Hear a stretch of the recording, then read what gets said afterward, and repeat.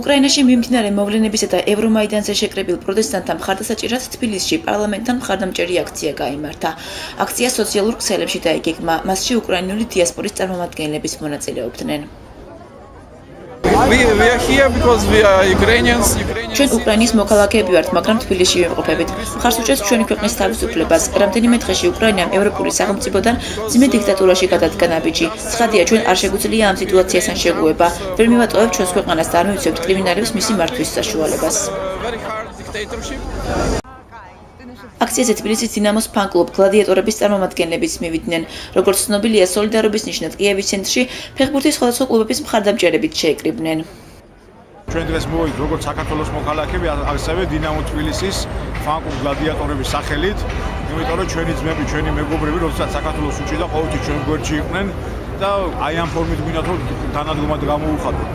ამ ადამიანებს საწუხაროდ სხვა რესურსში რომ დავეხმაროთ და გვერდში ავდეთ არ არსებობს და არ აგვაქვს და იმედი გვაქვს რომ მათი ის თავგანწირული ბრძოლა, რომელსაც დღეს უკრაინელი ხალხი ფაქტობრივად უკვე დიქტატურის წინააღმდეგ გაწარმოებს და თავისუფლებისთვის ის დაღრივლისის რომელიც დღეს დაიღვარა კიევში, აუცილებლად არ ჩაიროს უკალოს და ეზერი გაიმარჯვოს და ჩვენ გვინდა რომ აქედან ყველანაირად იგრძნონ ჩვენმა მეგობრებმა რომ ჩვენ მათ გვერდში ვართ. თბილისში უკრაინის მხარდამჭერი აქციები შემოდგომიდან პერმანენტულად იმართებოდა. შეკრებები კიევში ვითარების დაწესების შემდეგ განახლდა. პარლამენტის შენობის გარდა მხარდამჭერების შეკრებას უკრაინის საელჩოსანაც გეკმავენ.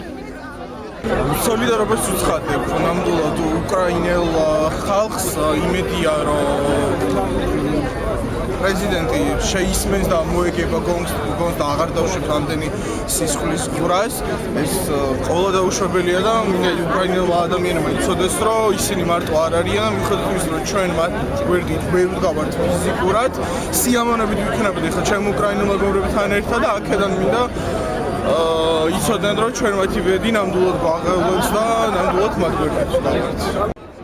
ბოლო მონაცემებით კიევის ცენტრში მიმდინარე დაპირისპირებისას 5 მოქალაქე დაიღუპა, მათგან 4 ტყვია გულში აქვს მოხდრილი. სიუჟეტი მომზადდა პროექტ გენდერულად სენსიტიური ინფორმაცია გენდერული თანასწორობისათვის საქართველოში ფარგლებში, რომელსაც ქალთა საინფორმაციო ცენტრი ფონდის კვინა ტილკვინას ფინანსური მხარდაჭერით ახორციელებს.